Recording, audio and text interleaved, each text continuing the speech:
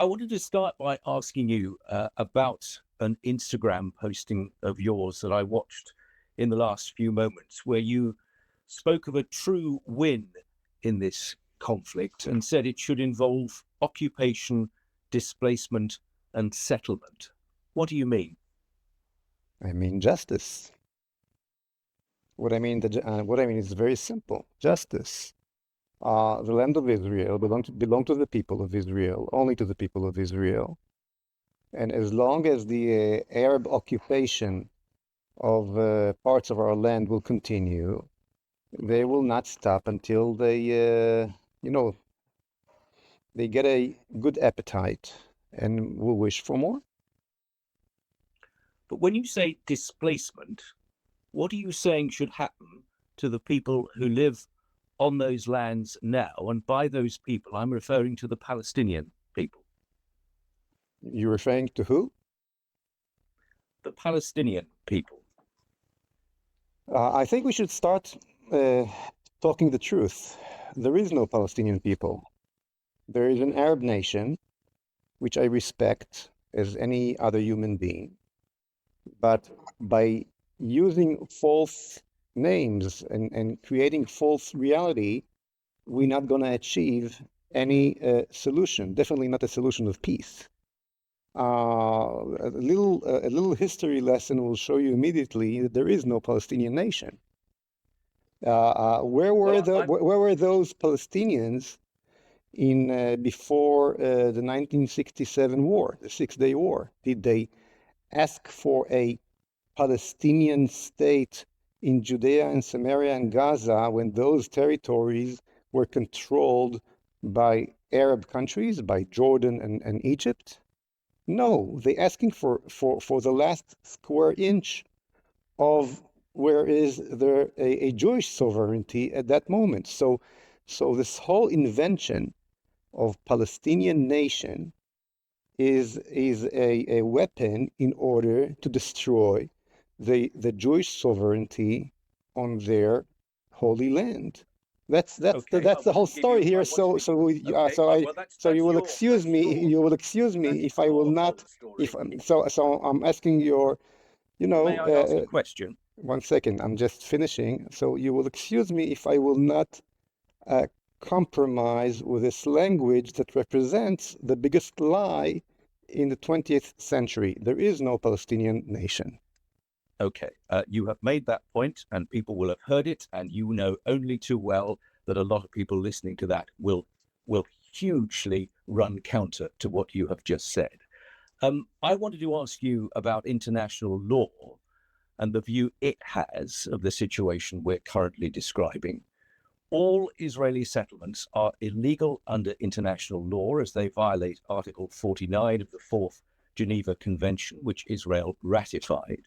And settlement expansion plans, and we're seeing more of those at the moment, are often used as a way to consolidate Israel's annexation of occupied territory, and that contravenes Article 2.4 of the UN Charter. How do you respond to that specifically in the light of what you've just said? I will respond to everything you said, but I hope you'll give me the time to explain, because my English is not so great as yours. So please give me the time. First of all, the fact that huge majority will not agree with what I said about the existence of Palestinian nation does not mean it is not true. Truth and false is not about democracy.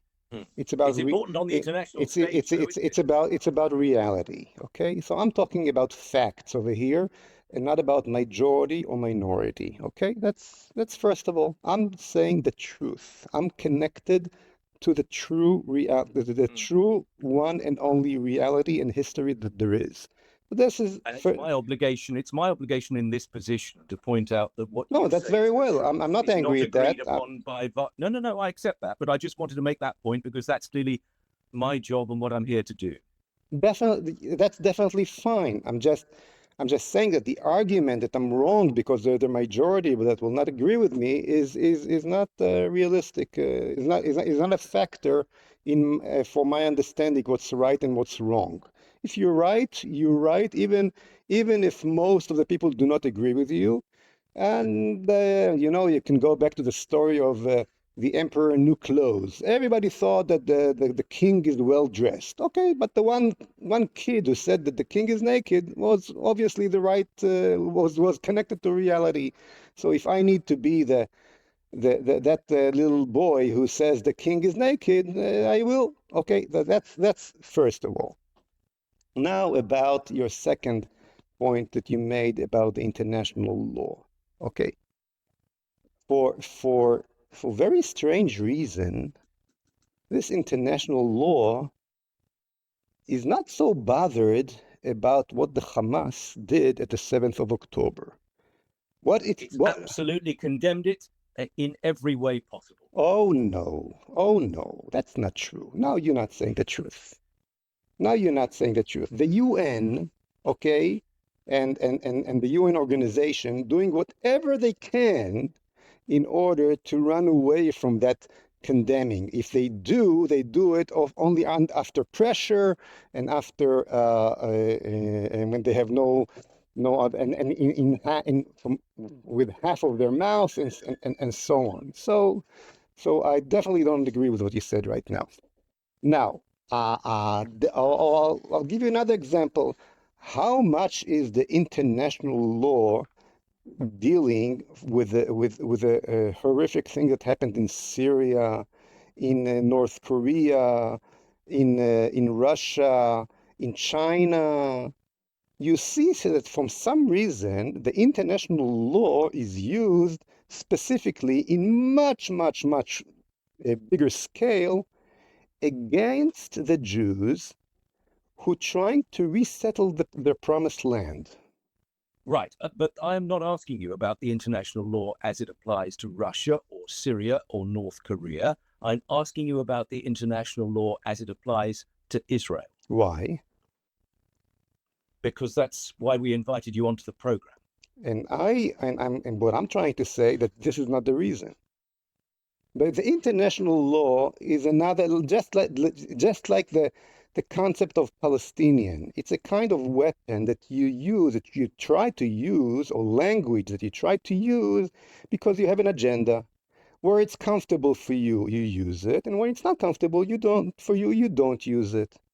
Now, it's the law agreed internationally. It's nothing to do with an agenda. It's what countless countries have sat down and agreed upon over many decades of dispute and discussion. Does that count for nothing? And for some reason, to the most horrific things that happens all over the world, this law do not work.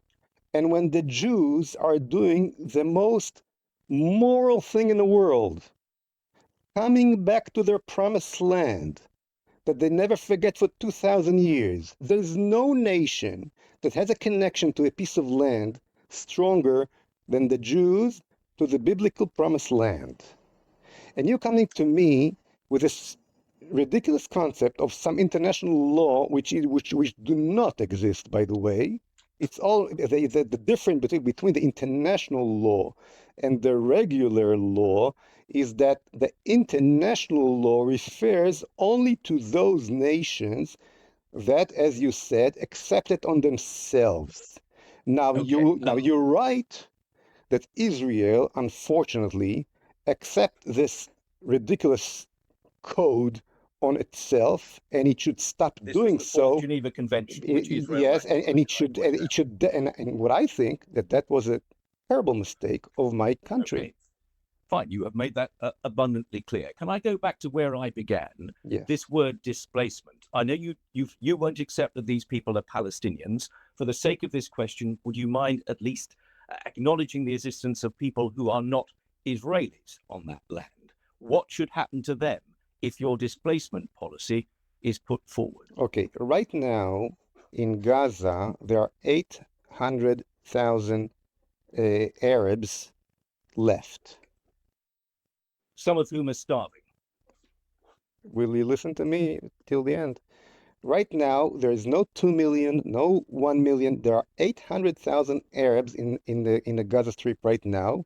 And the only reason that they are still there and they're not leaving as the huge majority of their neighbors wished to do and did, and actually paid before the 7th of October thousands of dollars to leave this place and find their future in a much better place. The reason that they don't, independent verification of that. the reason why they don't leave is because different forces all over the world don't want to let them leave because of a political agenda. They would love to leave the place. Why should they leave? It's their home. They live there. They should leave because it's a terrible place for them. And most of them, the fact is that that they left in the last. No, they're still there. There are hundreds of thousands of them still there. All I'm saying is open the gates and let them. Don't stop them from fulfilling what they wish to do. Now yes, I do. That's what I'm trying to explain to you. They don't want to leave there. They are being used as a political card by evil forces. They're being used and called a fake nation in order to become a weapon against the Jews. Now, the fact that the international law, I'll tell you immediately, the international law was never raised when they shot missiles against Israeli cities during the last 30 years since Israel left the Gaza Strip. Well, once again, that was widely condemned by the international community on every occasion. It was widely condemned. I disagree with what you said. What you said now is not truth. It's the opposite of the truth. It was not wildly condemned. Basically, the world accepted. Okay, Israel left the Gaza Strip. They continue shot missiles against Israel, which ended with what we got at the 7th of October. And all this interview right now is about the bad Israelis and not the bad real occupiers that took our land and murder and raped and did what they did at the 7th of October, this is ridiculous. You putting yourself, my dear friend, on the evil side of humanity right now, at the way this interview is happening, because all this interview, and you cannot say it's not, it's about how bad the Israelis are and how difficult it is for them. Well, these people. These people. Let me just finish that. These people voted. 80% of them voted for Hamas. This is not an organization separated from the people of Gaza. The people of Gaza are Hamas. Totally Hamas. Okay. They're not totally Hamas. They all responsible. You are. Wait. So let me ask you a question. Don't you have any kind of responsibility to the leadership you're voting for? Let me ask you about. Why don't you answer? Because I'm asking questions rather than answering them. Let me ask you about where you think all of those people should go if they were to leave along the lines that you described. Exactly, we're about 1 million left already. Okay, they decided to go to Dubai. They decided to go to Europe. Many of them going to Turkey. They have 22 Arab countries that talk their language. The British Empire already cut the land of Israel to two in the 20s. When it was actually Winston Churchill before the war, and created Palestinian state on the land that was supposed to belong to the Jews on the eastern side of the Jordan River. It's called Jordan today. They have the whole world to go to, definitely all the Arab world to go to. The Jews have only one place, and this is the land of Israel. And this is the land of Israel. Create thousands upon thousands of refugees and then see what happens, and you hope they'll be okay. That's roughly where we're coming from. on that, as far as I can tell. If you don't, if you no, you don't say just throw this sentence and continue. My obligation is to care about my people. Let me tell you something very simple.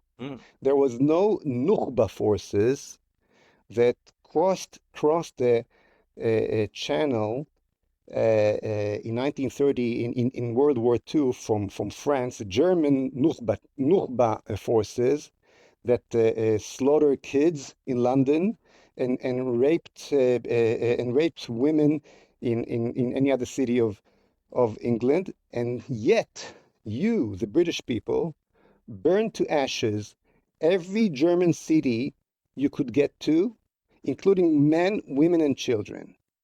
You are the last one to come with any complaints to us when we wish to take care of our own people, our own nation, on our only little land, holy land that we got here in the Middle East.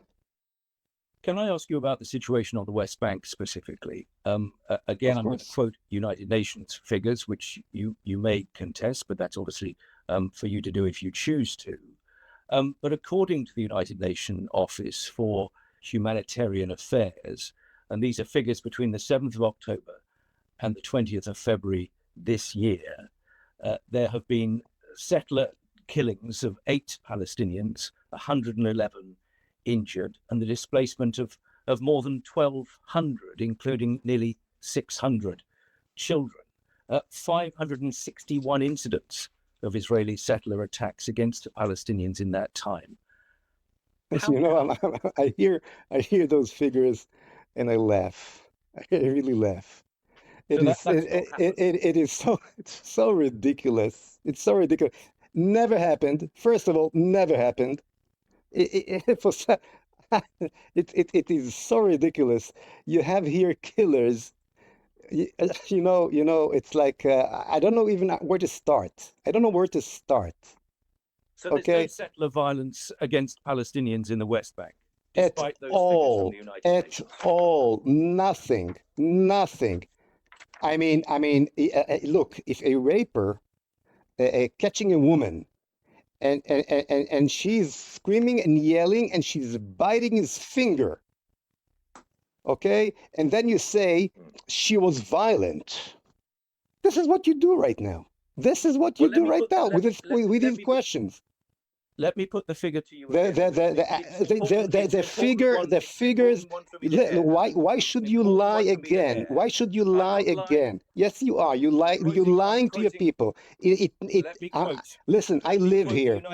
No, but the United Nations that you're quoting, basically are on the evil side today.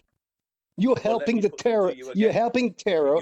You can quote for today. Look. There must be a realistic base that we are talking and referring to. The United Nations is not a realistic base. The United Nations is more part of a terror organization today. What are you talking about? Well, the murder, listen to me, good mister. The terrorists coming from the Arab side, the attackers, the killers, the slaughters, what are you talking about? What are you talking about? I live here. I see what happens here. Look, I'm willing to answer all your questions, but if you're putting a big lie like that on the table as a fact, there's nothing to discuss. I attributed it to the United Nations, who say that 503 Palestinians have been killed in the West Bank by this is the biggest. Excuse me. I know that I'm talking. I'm trying to I'm sorry for using this language. This is the biggest bullshit I heard for so many times, so long that I cannot even refer to it. Okay. The situation here is exactly the opposite. Exactly the opposite. Now, if you want to live in dreams which fits your imaginations, fine, go ahead. I'm telling you that the situation is 100%, 180 degrees opposite. The Arabs are killing the Jews and not the opposite as they're trying to show it, okay? That's the situation. Now, please ask me questions and about the true reality and not about the false reality. On this program since October the 7th, Oh, what? there have been, on this program since October the 7th, there have been occasions when we have sat down with Israelis and Palestinians who are working together, whether it's in the business community, whether the arts world, the music world, the sporting world, to try and make the situation that you and others face in the region better. Are they so wrong to try to do that? Besides the fact you use the word Palestinian again, which I don't agree on. I agree with what you just said. Whenever an Arab people or any other Gentile, it doesn't matter if he's an Arab or any other nation, wish to work together in peace and not taking away my land from me and not to kill me, my door is open. Go ahead. We're not looking for war. We're not looking for, God forbid, bloodshed. But the minute you used, but the minute you did use the word Palestinian, you basically said that I am an occupier on my own land. That the land belonged to different nation. So basically, you declared war with these naive sentence. The minute you're saying the word Palestinian, you basically declared war on me because you basically said that my land do not belong to me anymore. It belongs to different nation. Okay? So just take off the word Palestinian from the sentence, and I agree with every word you said.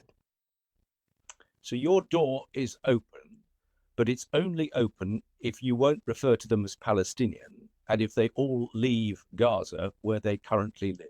My door is fully open to any kind of good relationship with any nation in the world as long as they accept the fact that the land of Israel, the biblical land of Israel, belongs to the Jews and only to the Jews. So your door is open, but solely on your terms.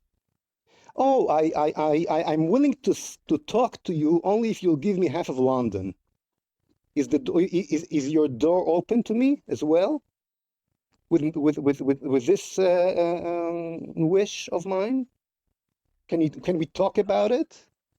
I think you know well that London is not in my gift. The point I was making is that if you only open your door when the people walking in already know they've lost before they even pushed it open, no one is lost. What's the point of them walking through it? No one is lost.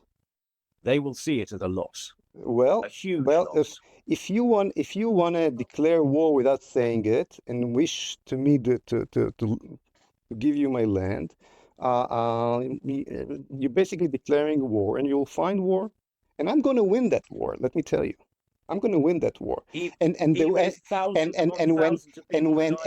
the path you're taking, that definitely represented in this interview, the path you're taking will promise that the war will never end, the bloodshed will never end, and one of the forces that will be responsible for it is the BBC.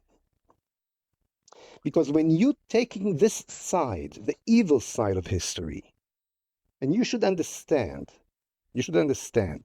that the Jewish nation is coming back to their promised land after 2,000 years, exactly as it's mentioned in the Bible. Okay, it's a biblical move what's happening right now. It is a promise, it's a moral promise and moral direction for the redemption for the entire humanity. It is something that the evil forces of humanity are trying to stop. You should understand that the reason why the Balfour Declaration was given from the first place was exactly because of that. Because the good side of the British nation realized after World War I that we need a different message that will come to the world from the promised land, to the entire humanity, that the Jews has to come back to their promised land and create their nation again and radiate from here to the entire world the true message from the true message, the true moral that all the believers in the world know that will come from Zion.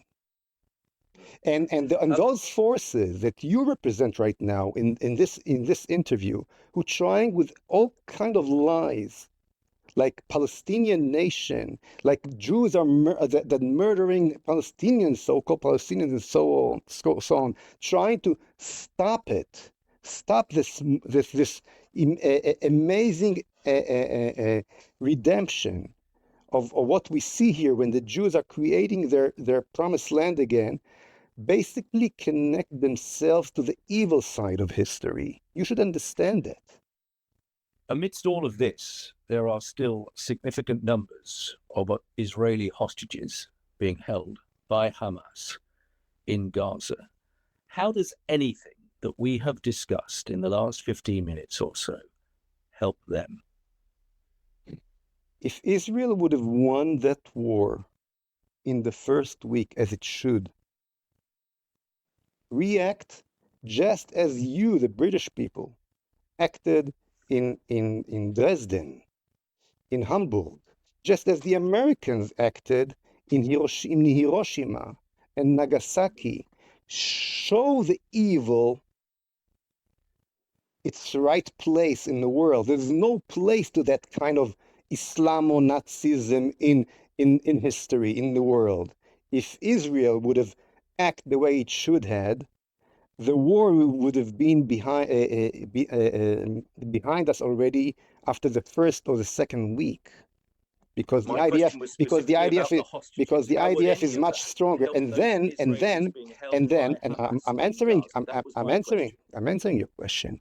And then there would have been no humanitarian, so-called humanitarian aid to who? To the Hamas. No fuel. No, because you cannot breathe in these. You talked of Hiroshima, of Nagasaki, of Dresden. We did not. We do not need to do this. Excuse me for not explaining.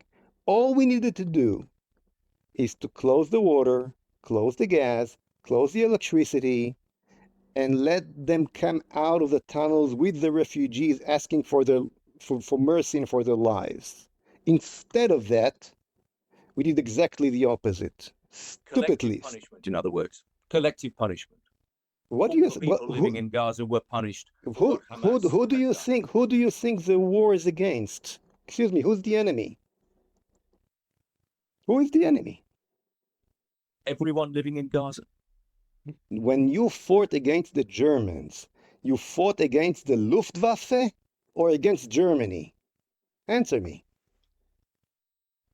If Churchill, if your prime minister in World War II, when you were attacked by the German Luftwaffe, would tell the British people, we have a war against the Luftwaffe, who would have won the war? You or the Germans? Answer me.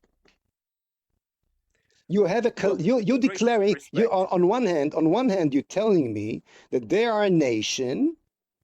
On the other hand, and on the other hand, when this so-called nation voting by huge amount of 80% for Hamas, you're saying no, they're not Hamas. They're good people. There are some organic aliens that came from Mars named Hamas, and the problem is with them, not with the poor people of Gaza. You understand the problem.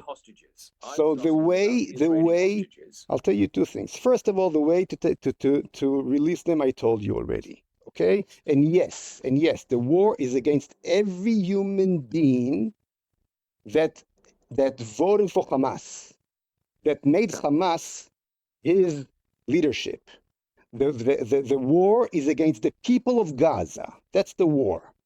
The fact that we're talking about Hamas is another kind of lie, and that's why the war never ends. This is first of all.